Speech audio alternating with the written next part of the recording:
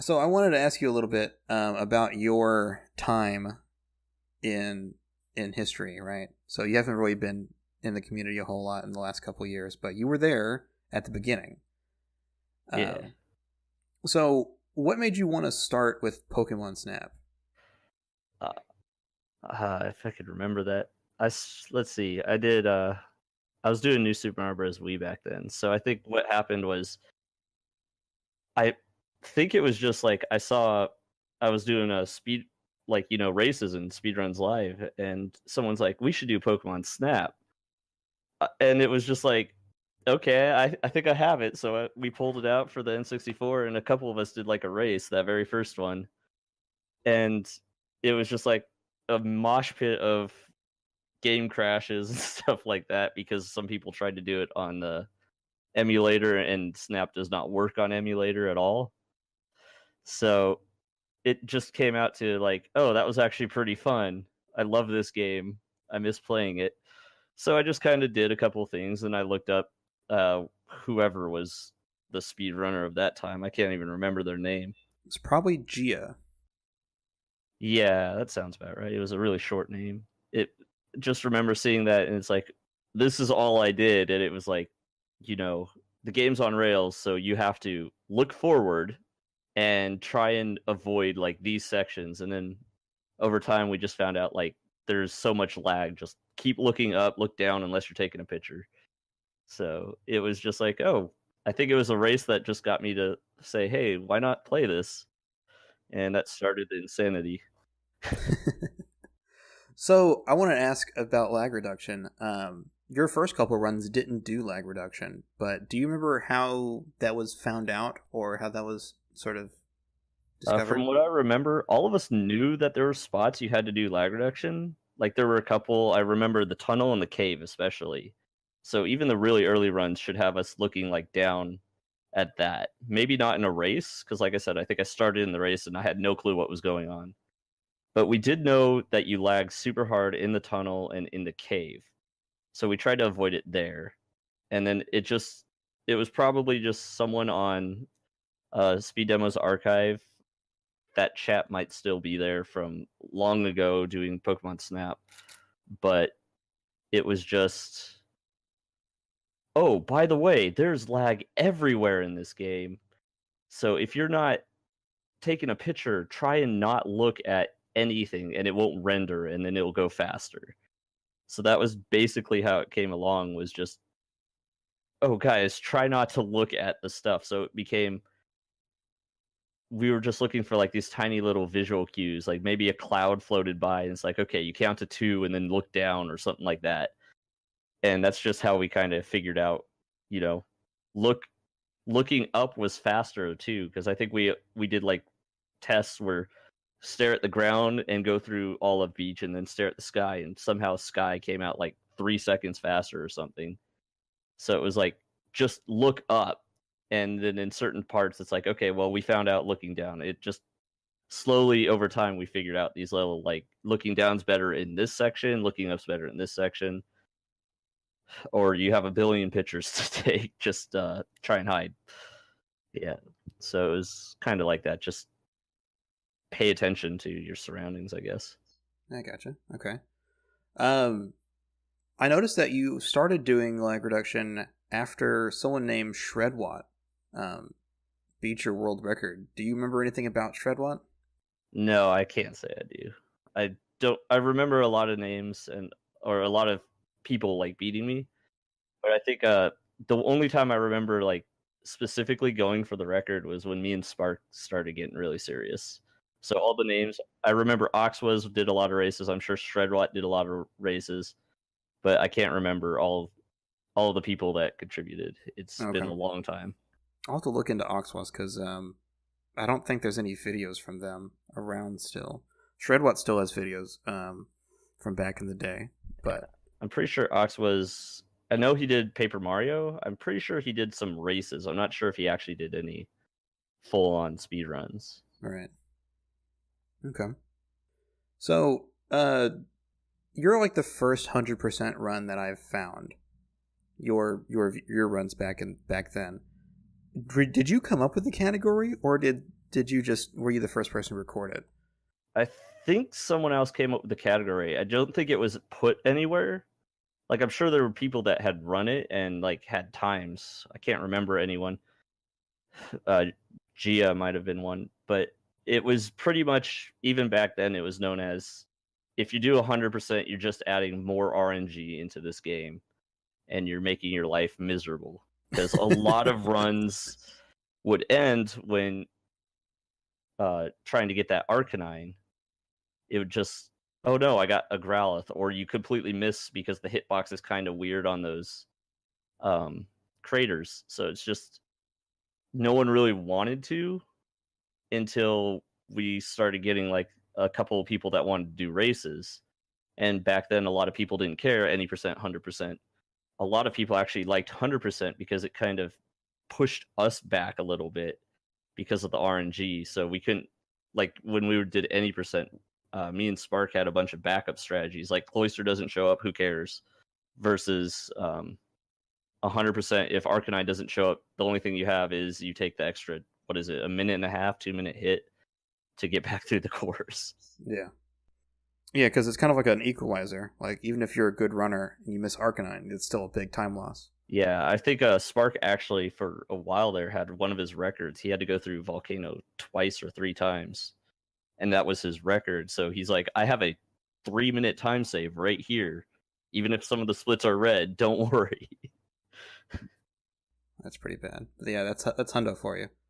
Yeah. I was actually just playing Hundo last night, and I PB'd. And the run after that, I got Hundoed twice in a row. I got 3 Arcanines, restarted, got 3 Growliths. So I'm like, well... I think I actually have Thanks, more problem game. with the Growlithe than the Arcanines, too. Yeah, the Arcanine is more rare, because I think it's like a 25% chance to get an Arcanine. So that means I got a 1 in 4 chance 3 times, which I think is what, 1 in 64 or something? Yeah, no, I would get the... I remember getting... It's a very rare Arcanine chance. and never getting Growlithe. But I think I also spent, if you look at my runs, I probably also spent a lot of time missing those craters. I had like 1 that I had to set up for, and then the other 2 were just whether I was good or not. Yeah, no, I'm the same way. I just kind of flail mindlessly until I get to it. I had my great setup. I was looking in the sky anyway. I just throw the pester balls. Perfect.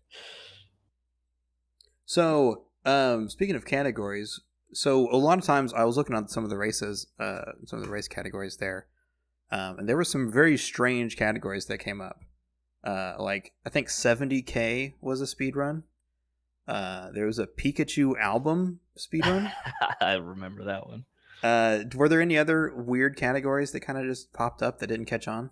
So I'm sure that a lot of those categories were just like the point total ones. I think were just like, can you get this many points and how fast can you get it?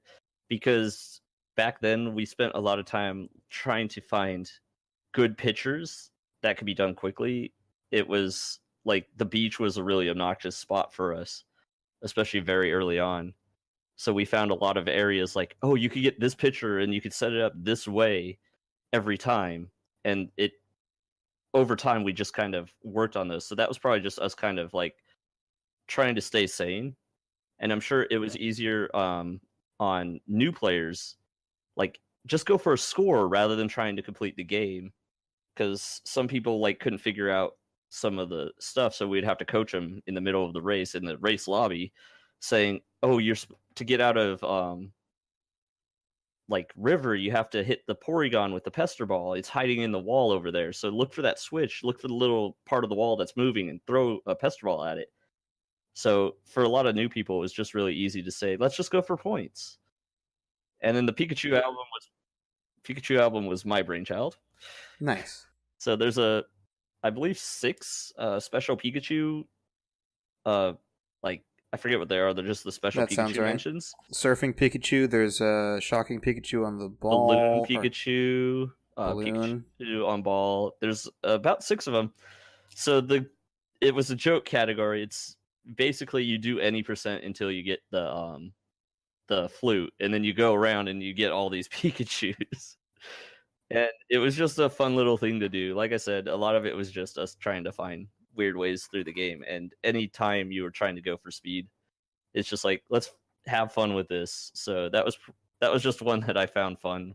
Was you have to get all 6 pictures of Pikachu in the album, stick them in the album. You couldn't just like say, "Oh, I got him, I promise." You had to put them in the album and then show Right. the album to end the run.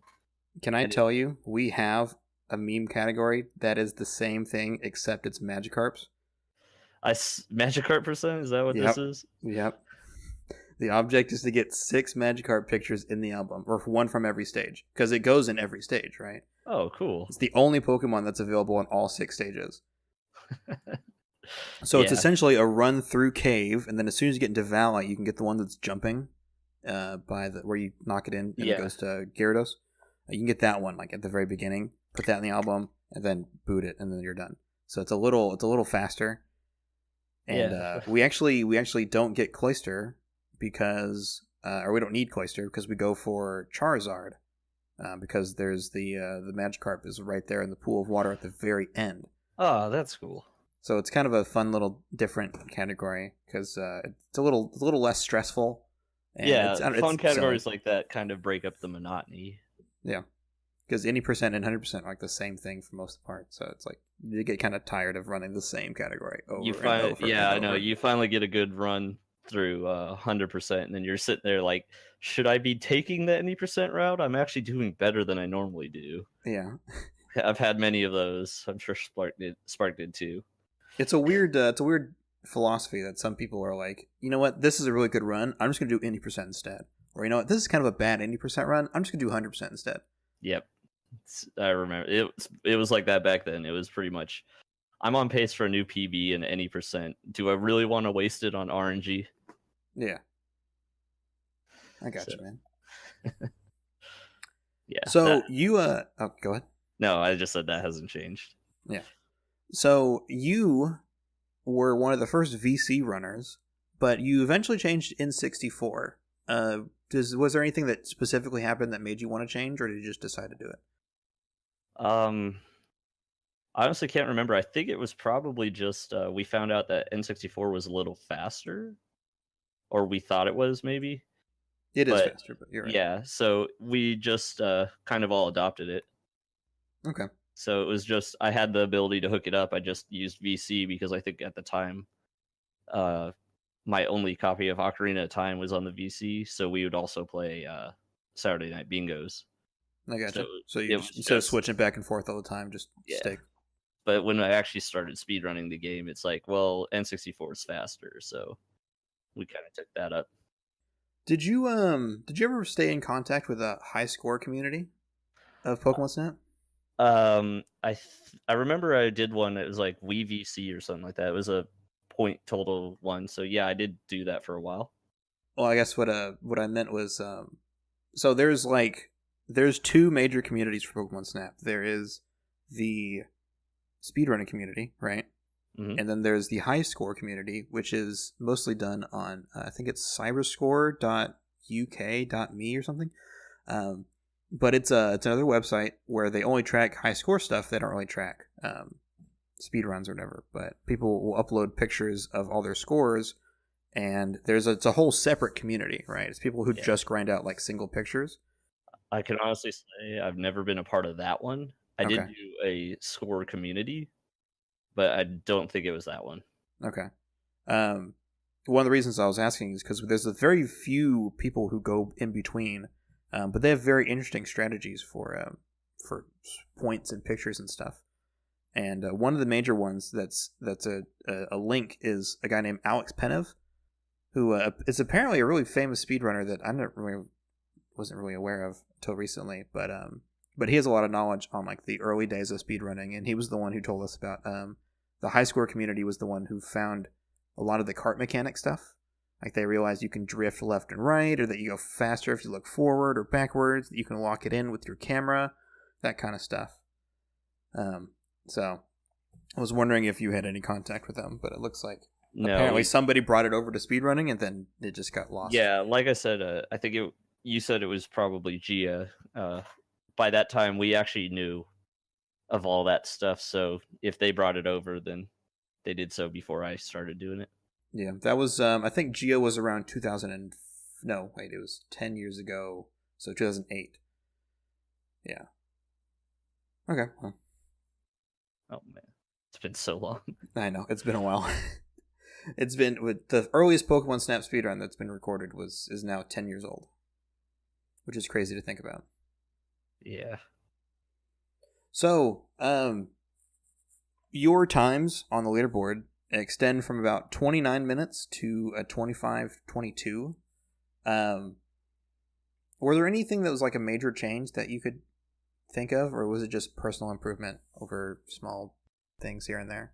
A lot of our changes, I don't remember anything super major. I know some of the stuff that was on the video we had actually known. So I'm not sure if those guys were just the ones that standardized it. But a lot of the stuff we did, like me and Spark, where we kind of tried to get rid of some of the random elements. Okay. Like you did bring up in the video I remember watching, the Butterfree, I found out that it's on a track pattern, and it takes like one of, I believe, 3 options. And for most of those, you could actually get a decent picture of Butterfree. And then another one was a Meowth. We used to take a picture of Meowth, and sometimes the Meowth we took was either too big or too small, or Oak just didn't like it because Oak is Oak. And we actually found, because we at that time we were still getting the Eevee and Chansey, that there was a Meowth coming out of a bush that you could get, I think it was 3,800 points every time. So rather than go for the randomized one, we could get that one, have a standardized score. And it just became that way where we find these tiny little improvements and then say, oh, we could cut out this.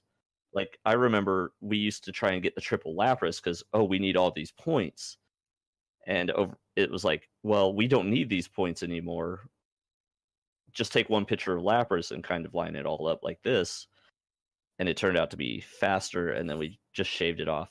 So it was a lot of little things that we kept finding and saying, oh, well, now we don't need this, and that takes off like 5 seconds, 10 seconds here. And I'm sure it's a lot of improvement. Like, I remember the Mew fight. Some of my early ones were probably terrible. I don't know if I watched the 2 earlier ones, but I have been told that they were comically bad. Yes, a lot of the Mew fights. I think you lost like 2 minutes on one of the fights. A lot of still made a world record. A lot of our issues. So the problem with that one was just getting to that point. It didn't happen a lot, and then you were like super stressed. You're like, I have to have a good Mew fight, and it would just be like, there goes the run. Really early on, when me and Spark actually both started really trying, we'd have days where getting out of beach was just impossible. And that's actually what inspired us to kind of find these point values. And it was just getting out of beach. I think we had one night where both of us streamed for like 2 or 3 hours, and we got one run between the two of us that made it past beach on an acceptable run. So that's 6 hours where we got one run out of this first like 5-minute level. Can I tell you that it is so crazy to hear the similarities between then and now, because we still have runners nowadays who can never get out of beach. Like, they're perfectionists, and they'll stream for like hours and they'll barely get out of beach. Oh man, I was hoping that's actually what the Butterfree and the Meowth lineup were, to try and eliminate that RNG. I'm sad that we've gone back to this. Well, one of the reasons why we have gone back to this is because we've changed our strategies a bit. I saw the Pikachu. Yeah, so 2 things, or a couple of things actually. So there's actually a way to get a picture of Pidgey at the very start that counts as 4,000 instead of like 3,200. Oh, nice. So for some reason we never noticed. You can take the 3 pictures at the start, and then if you hold right on the C-stick, you can just keep looking right, and you'll follow that last Pidgey a little farther, and it's like perfectly in frame for a max point picture. Oh, nice. And it's stupid easy. Like, all you do is hold right. It's really easy. And so we found that out, and that was a big deal. We get Beach Pikachu. We can get about 3,000 points there. So we skip getting the Ball Pikachu. Mm-hmm. And then it's kind of all down to Lapras. If we get a good Butterfree. If we get a good Butterfree, then we can come out of beach with 22,500 points, and then we can get the fastest electrode, which is like 1,500. And so doing that saves like another 10 seconds from Ball Pikachu. Oh, nice. So one of the reasons why we're so hard to get out of beach now is because, again, we've cut out some of the points needed to continue, but that just means it's harder to get out of beach. So Yeah. it's still, beach is still hard to get out of. So that's funny. Yeah. Well, there goes that work.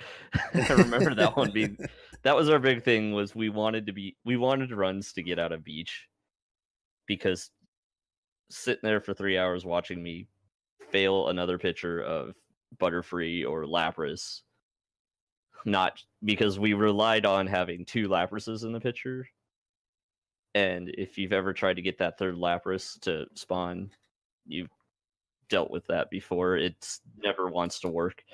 So we had a lot of runs fail because either the back 2 spawned or you were like 100 points off, and it's like, okay, I could get this many points, but it's going to add a bunch of time. So we wanted to, I know you could do better than this on this, score, because back then I think Poliwag was a actual factor. Like, there were a lot of runs I remember where, okay, I need to get a 100-point Poliwag versus a 60-point Poliwag, or the run's over. So it's like, if you have a really tight beach, you're gonna die at the Poliwag if you mess up any pitchers. It's crazy to think you guys were super optimized. We've improved that a lot, but yeah, it's still pretty tight. Yeah, most of the time it wasn't that bad, but there were several runs where it would hit the point where it's like, I need to actually get a real pitcher here. I gotcha. So, you talk about Spark a lot. Can you tell me more about Spark, maybe? So, how did he join, and how did he kind of come into the community? I just remember he showed up in a race and he enjoyed the game. So back then it was a lot of me. I think there were a couple of other people that were a part of it. But he came to me and said, "Hey, I'm learning this game. What do you know about it?" And it's like, here's what I know. Both of us started we would do races together a lot. I'm sure out of all the my record races, shows, yeah, I'm sure all of my races, he's in like a good 80%, if not more. And it was just, we started doing that. We started doing streams together. Like, I'd put on my stream, I'm streaming with Spark, go watch his channel too. Or he said, put down, I'm streaming with RaikerZ, go watch him. And some nights it just became Spark's out of beach, go watch that.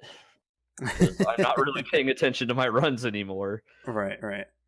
Because if he's going to set a record, I want to see this. So it was just a lot of that. We kind of started doing races a lot, and then kind of bounced ideas off of each other to try and get out of these zones.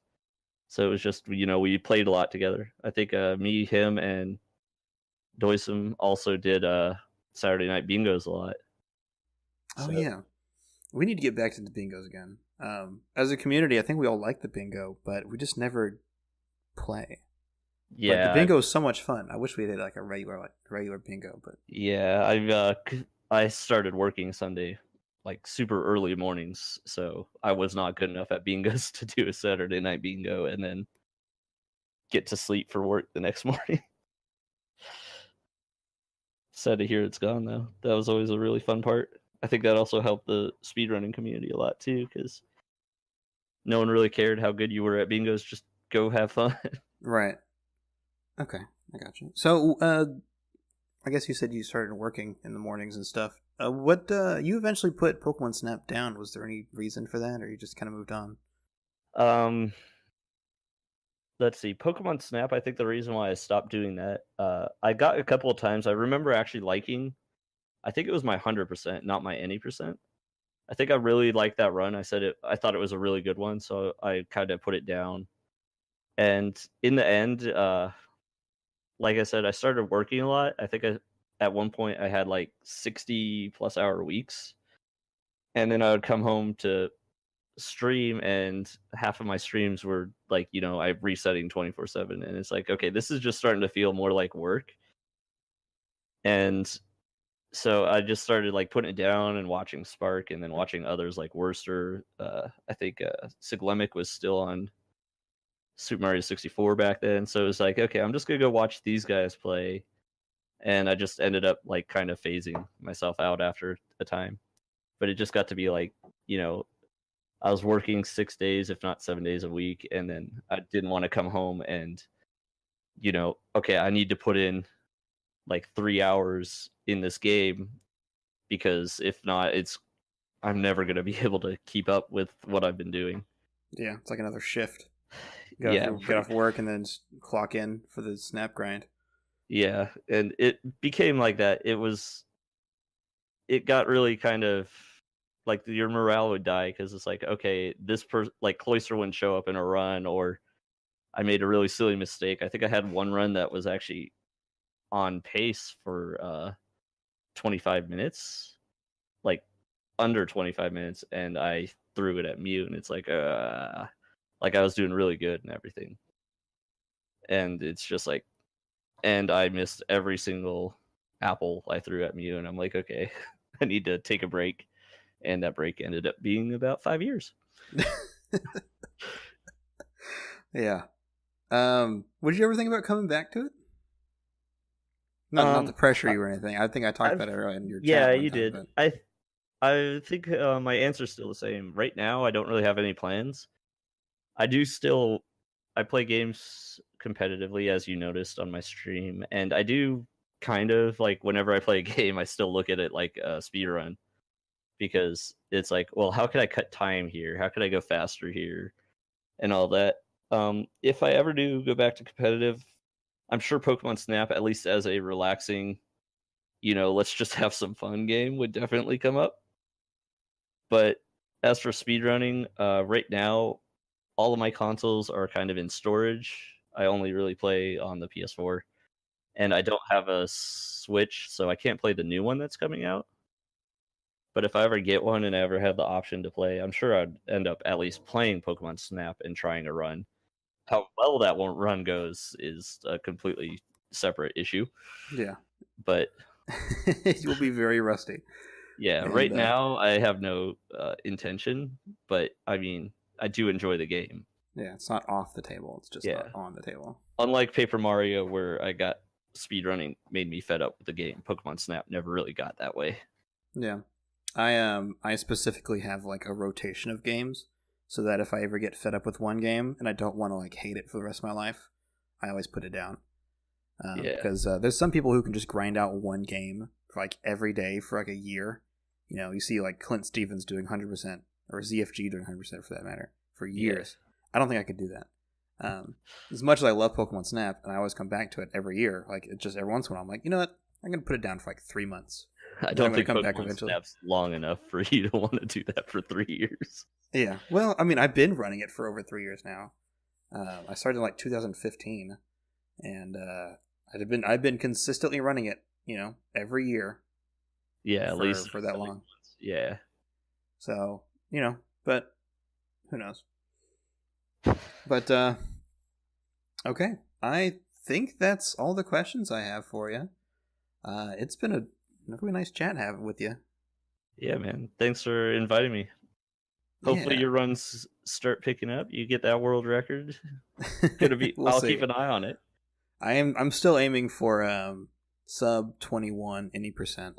I'm only 6 seconds away. You're aiming for sub 21, and we thought sub 22 would never happen. Yeah, it's crazy to think. It's crazy to think because like Spark got a 22:14 on English, and I guess that was before you guys knew about Japanese, right? We actually knew that there was a spot that Japanese was faster, but there was also that little lag after. I think it was after each photo. Like if you got a wonderful, there's like this little tiny lag. So the test we ran, actually, we found that it was a bit slower. But I guess the text over game, we must have missed something, because Oxwas was a Japanese runner, so he had the Japanese cartridge and managed to he managed to give us numbers and everything. Like, this is how many text boxes appear, this is how fast they go through. So we managed to compare it to English, and then we compared how long a picture would take, multiplied that by like 46 or 50 or something like that for the amount of pictures that showed up. And we're like, so Japanese is faster in this area by like 5 seconds, but slower by the overall pictures by like a second. So we thought they were pretty much even, and there was no real need to get a Japanese cartridge. And I actually have one with me. So I was actually preparing to run more detailed tests before I stopped. Yeah. If you want, I'll show it to you. I did the work, right? I put in the effort, because I've always been told, like, oh, Japanese is faster by, like, 20 seconds or so. And I'm like, what, like, how much? Why? Like, what parts is it? And doing tests, you're right. In the English version, they had an optimization where they found a way to clear text faster. So that's why the oak points go a lot faster. As every one is like faster by several frames. But the other problem is that because there's more letters, it has to put out more letters, and that takes a little longer for the text boxes. But the big deal that people didn't think about was every time you come back to the lab, Oak goes, "Welcome back." And that voice line, you have to wait for the voice line to be over before the text will start moving. So the text is not actionable for a full second longer than it is in Japanese, because in Japanese it's or whatever his noise is. So you lose 1 second every single time you go back to the lab. Ooh. So in signs, when you go back, like rapid fire, like 1, 2, 3, 4, 5, 6, you're losing like 6 or 7 seconds for every single time. Or I mean, total for the whole split. So every part of the game is about even. The actual in-game parts and the levels is exactly similar. There's no frame difference. It's just the menu stuff. And so it's weird because English saves time here, but loses time here. Saves time here, loses time here. And it ends up that Japanese ends up saving about 20 seconds at the very end of the run. That's good to know. But since Quo is the world record holder in both English and Japanese, I went with both of his videos and I compared them side by side because he got them pretty close to each other. So I know he was about the same level of skill, and then I just kind of compared each part because I knew that he would be consistent enough across both versions to do a pretty good comparison. So yeah, but it's literally it's 20 seconds and 1 frame difference. Dang. That's what I've concluded. Yeah. So that's pretty much like we thought that it was probably like a second faster in Japanese, but not like worth getting. But I had actually gotten it to test, and I never really. I think I was still kind of working on getting a good run in Japanese, and I kind of quit somewhere in the middle of that. Yeah, I gotcha. That's good to know, though. Yeah, we're putting in work. So if you ever do come back, we have plenty of resources, and we've been working hard on it. Sounds like it's gone. Grown. So yeah, we have some scientists, some Snap scientists on board who are doing tests and the stuff like that. So, well, all right, man. I don't want to keep you any longer. So thank you so much for talking with us. Oh, thank you for.